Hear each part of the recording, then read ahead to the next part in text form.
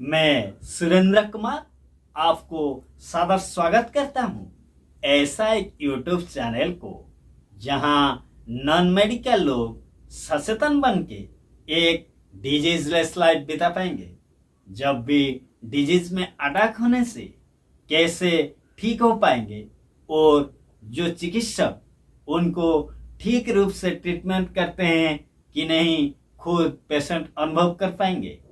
इस प्रकार सचेतन भरा मेडिसिन के ऊपर ज्ञान से जल्दी ठीक होने का तरीका इस चैनल में आम आदमी को यत्न के साथ उपस्थापन किया जाता है। तो इस ज्ञान का अधिकारी बनने के लिए कृपया इस world research knowledge of doctor channel को खुद को शामिल करें। आप इस चैनल में पहली बार आए हैं तो इस चैनल को सब्सक्राइब करें। ये वाइडली फ्री है।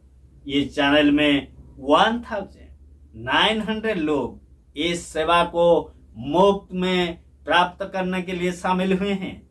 आप इस सेवा को पाने के लिए सिर्फ सब्सक्राइब करें। ये काम होने के बाद YouTube आपको मेरे तरफ से वीडियो अपलोड होने से एक संकेत आपको भेजवाएगा। मेडिकल या पैरामेडिकल स्टूडेंट इस चैनल में जुड़े रहने से मेडिसिन प्रैक्टिस के साथ साथ थ्योरी नॉलेज हर वक्त उनके माइंड में रहेगा, जिससे वे एक अच्छा तरह प्रैक्टिस लाइन को चलाने में मदद मिलेगा। तो इस पूर्ति के लिए आज world research knowledge of doctor एक बड़ा कदम उठाया है। इसीलिए आज मैं आपको infection, infestation, bacterial infection, bacteriostatic, bacteriocidal part 2 video को स्वागत करता हूं। आशा है कि आप इस महान कार्य में शामिल रहेंगे और वीडियो बनाने का मकसद को हृदयंगम करेंगे। तो आइए, आज का टॉपिक बहुत इम्पोर्टेंट नॉलेज जनमानस के कल्याण के लिए उपस्थापन करेंगे।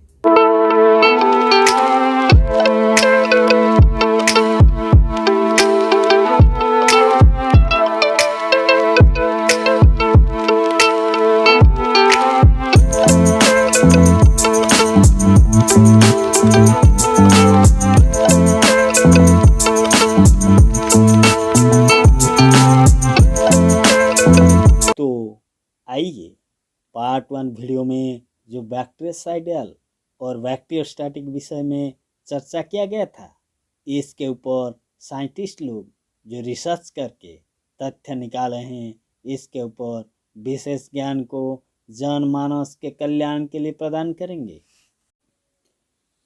तो ये इन्फेक्शन एंड इन्फेस्टेशन बारे में विशेष ज्ञान का जन कल्याण के लिए प्रदान करेंगे।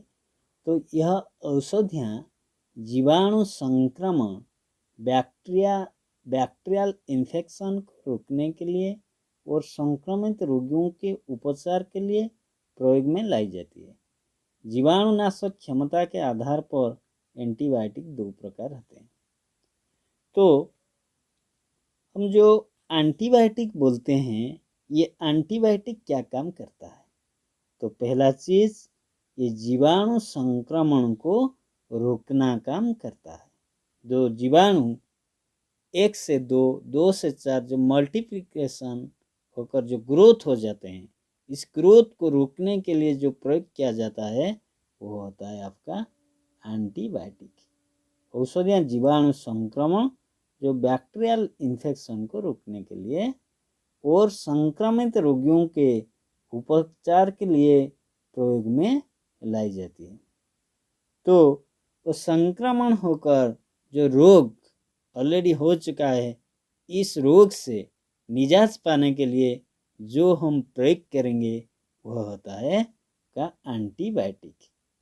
तो जीवाणुनाशक क्षमता के आधार पर एंटीबायोटिक 2 प्रकार का होते हैं।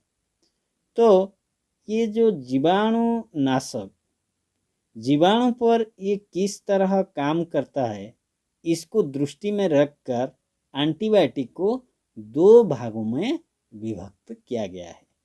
तो एक होता है आपका जीवाणुरोधी बैक्टीरियोस्टैटिक, जो जीवाणुरोधी जीवाणुओं की वृद्धि को रोकते हैं। उदाहरण sulphonamide, tetracycline, chloramphenicol, erythromycin, ethambutol, ethionamide, ये होता है आपका बैक्टीरियोस्टैटिक। ये क्या करते हैं? जीवाणुरोधी जीवाणुओं को वृद्धि को रोकते हैं। संक्रमण में ये क्या होता है? 1 से 2, 2 से 4, इस तरह ये बहुत तेज से ज़्यादा मल्टीप्लिकेशन होते हैं।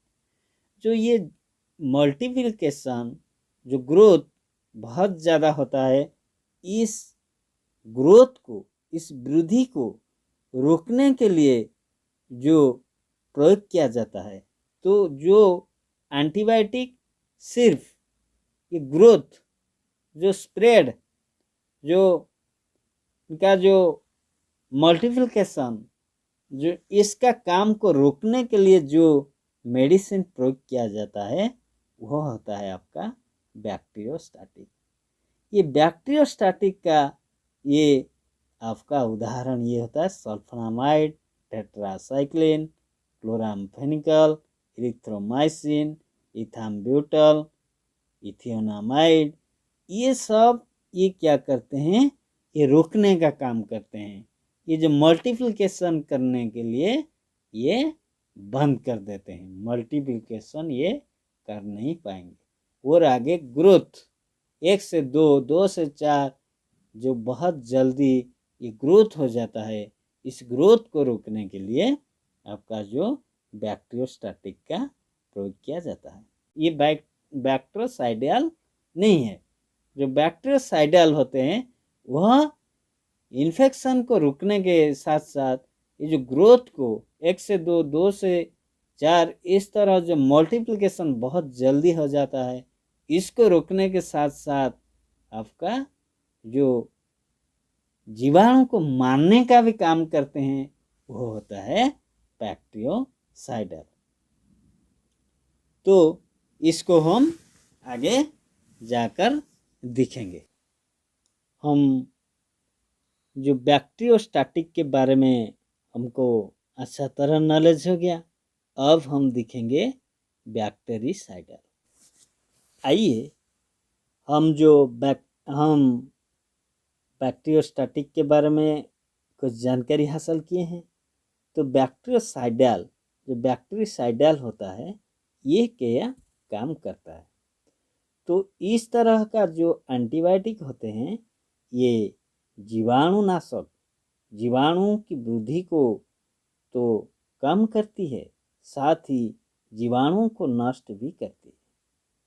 तो ये बैक्टीरियोस्टैटिक ये 2 तरह का काम करता है।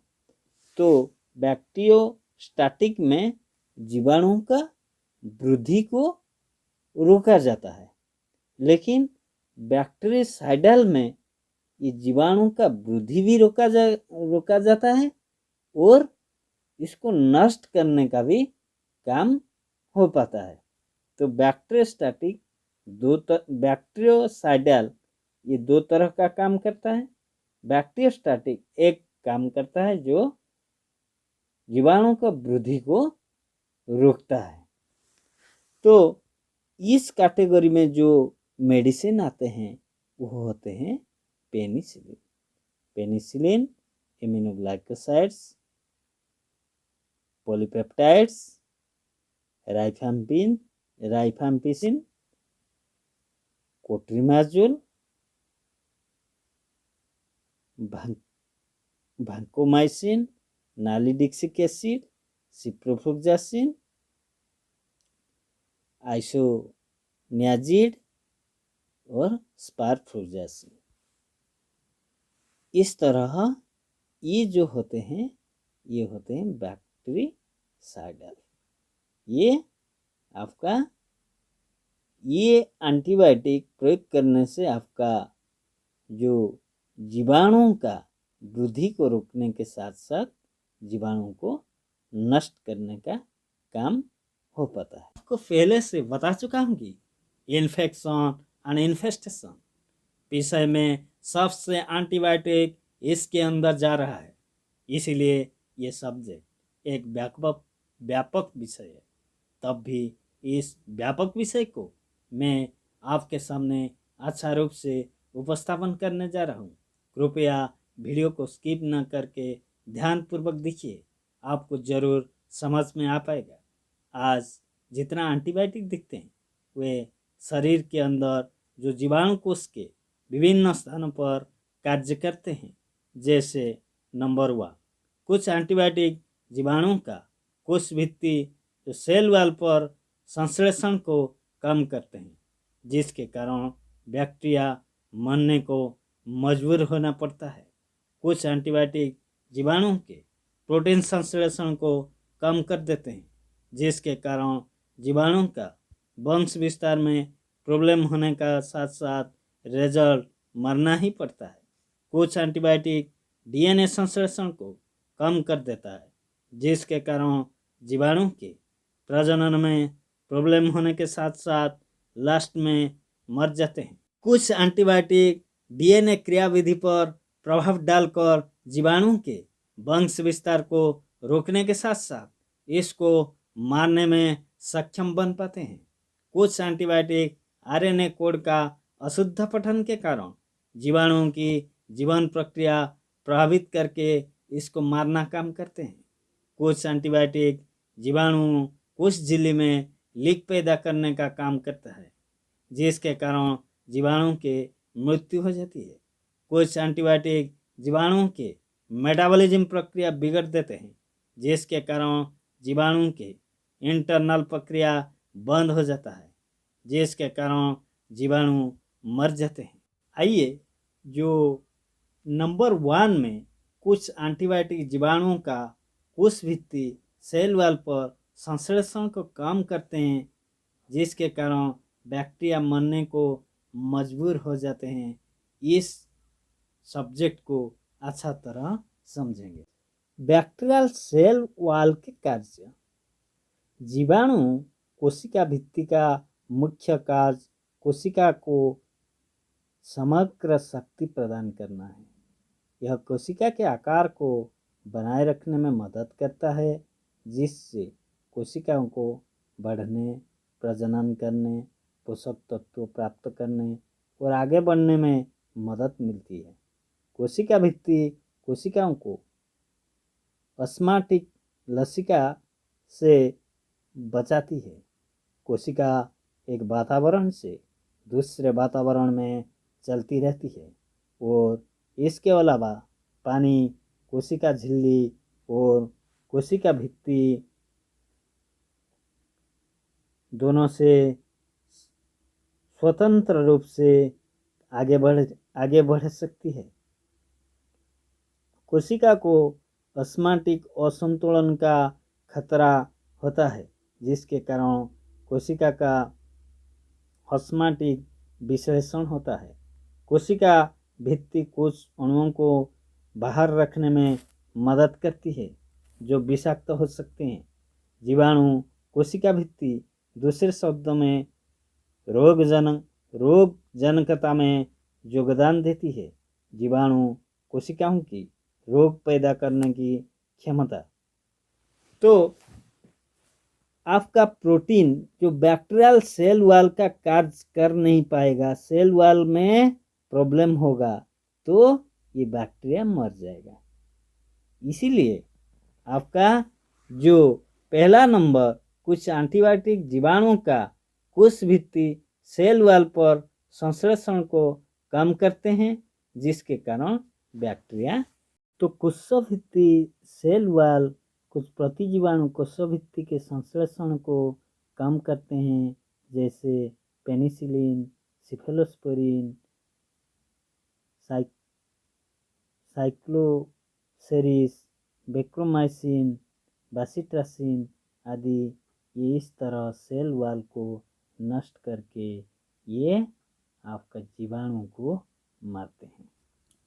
नंबर 2 में प्रोटीन निम्नलिखित प्रतिजीवाणु में प्रोटीन संश्लेषण को कम करते हैं, जैसे टेट्रासाइक्लिन, क्लोराम्फेनिकल, एरिथ्रोमाइसिन, क्लिंडामाइसिन आदि। तो प्रोटीन संश्लेषण में ये प्रॉब्लम क्रिएट करके ये बैक्टीरिया को मारने का काम करते हैं। इस तरह डीएनए संश्लेषण, डीएनए सिंथेसिस, कुछ प्रतिजीवाणु में डीएनए संश्लेषण को कम करते हैं, जैसे यूरिडीन, एसाइक्लोविर, जोडोबुडिन। डीएनए क्रियाविधि पर प्रभाव प्रतिजीवियों डीएनए क्रियाविधि को प्रभावित करते हैं, जैसे पिसिन, नरफ्लोक्सासिन, सिपरफ्लोक्सासिन, स्पारफ्लोक्सासिन, मेट्रोनिडाजोल। आरएनए कोड का अशुद्ध पठन कुछ एक प्रतिजीवाणु आरएनए कोड का अशुद्धता से पठन करना शुरू कर देते हैं, जिससे जीवाणु कोष प्रभावित होते हैं, जैसे एमिनोग्लाइकोसाइड्स, स्ट्रेप्टोमाइसिन, जेंटामाइसिन आदि।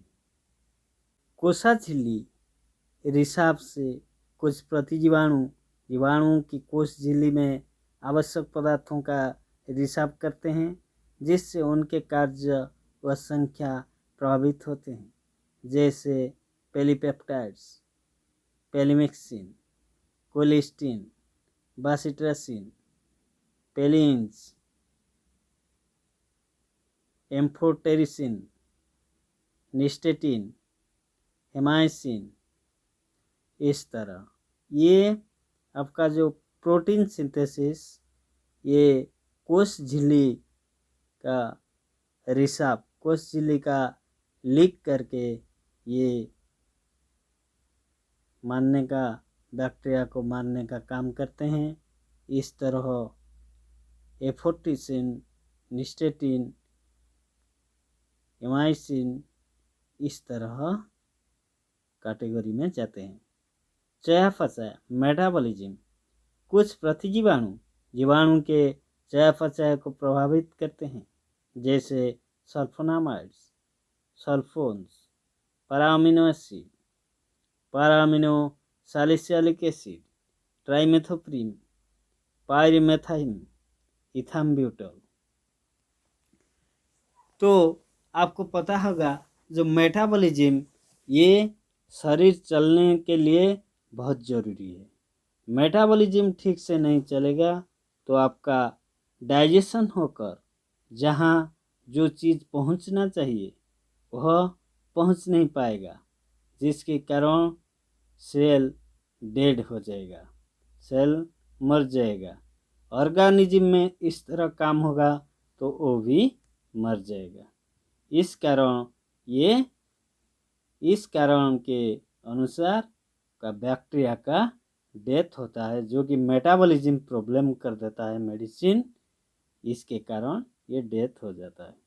वेरी इंपॉर्टेंट थिंग, निम्नलिखित एंटीबायोटिक्स दुग्धावस्था में प्रयोग न किया जाए, क्योंकि यह स्तनपान के साथ बच्चे में पहुंच जाते हैं, जैसे सल्फोनामाइड, पेनिसिलिन, एम्पिसिलिन, टेट्रासाइक्लिन, क्लोराम्फेनिकल, आइसोनाइजिड्स। इस चीज़ को देने से जो छोटा बच्चा जो दुग्धपान करता है, माँ से जो लैक्टेशन को केंद्रित करके बचता है, इस मेडिसिन माँ खाने से ये मेडिसिन दुग्ध में ट्रांसफ़र हो जाता है बेबी को, जिसके कारण ये प्रॉब्लम क्रिएट करता है।